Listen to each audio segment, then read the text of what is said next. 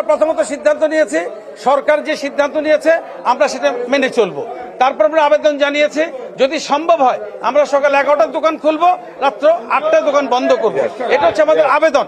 এর সঙ্গে সঙ্গে আমরা আরেকটা কথা বলেছি, আমরা শুধু বিদ্যুৎ সাশ্রয় করব না, আমরা জ্বালানিও সাশ্রয় করব।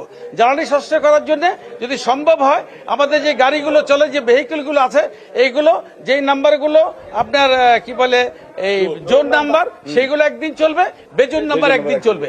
তাতে আমরা মনে করছি অর্ধেক আমরা যানজট কমে যাবে এবং অর্ধেক জ্বালানি সাশ্রয় হবে। এই দুইটাই ছিল আমাদের মেইন দাবি আছে। না, সরকারি সিদ্ধান্ত মেনে নিয়েছে, আমরা সরকারি সিদ্ধান্ত মেনে নিয়েছি। তারপর আমরা আবেদন জানিয়েছি, রাত্র 11টা খুলবো, রাত্র 8টা পর্যন্ত আমরা চালাবো। মাননীয় মন্ত্রী বলেছেন, উনি প্রধানমন্ত্রীর সাথে কথা বলে আমাদের জানাবেন। আমরা 6টা বন্ধ করবো সারা দেশে।